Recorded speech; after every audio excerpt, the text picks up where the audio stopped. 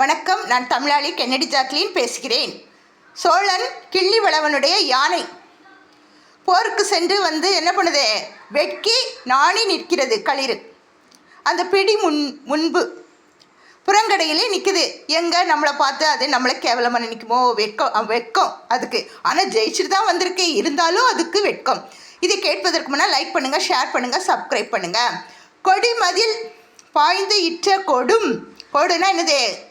அந்த தந்தம்.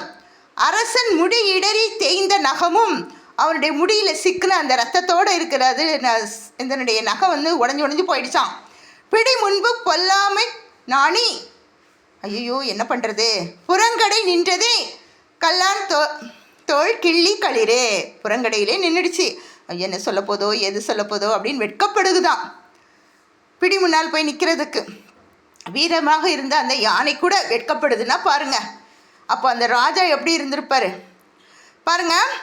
இன்றைய தலைப்பு டிப்ஸ் என்னென்னா, லட்சக்கொட்டை மரம். அந்த மரம் பார்த்திங்கன்னா பெருசாக மரம் உயரமாக இருக்கும். அதனுடைய இலைகள் பெருசாக இருக்கும். அதை நல்லா என்ன பண்ணணும், சின்ன சின்னதாக கட் பண்ணிவிட்டு பொரியல் செய்யக்கூடாது, கூட்டு தான் செய்யணும். பூண்டெல்லாம் போட்டு பருப்பெல்லாம் போட்டு செய்யணும். எப்போவும் எதெல்லாம் செய்கிறீங்களோ அதே மாதிரி செய்யுங்க. அது லட்சத்தில் ஒரு மரம் தான் இருக்கும் காட்டுக்குள்ளே. அந்த மரத்தினுடைய பலமும் லட்சத்தில் ஒருவராக நம்மளை உருவாக்கும். புற்றுநோய் வராது, எந்த நோய் வராது. நோய் நம்மளை பார்த்து பயந்தடித்து ஓடி போகும். ஐயோ அம்மா அப்படின்னு ஓடிடும்.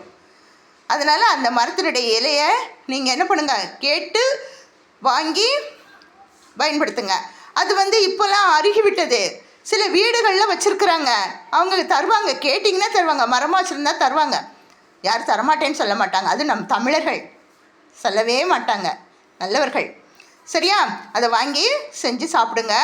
அப்புறம் இன்றைய அகமதாபாத்தில் நடந்த விமான விபத்தின் காரணமாக எனது மனது கொஞ்சம் துவண்டு விட்டது, நிறையவே துவண்டு விட்டது.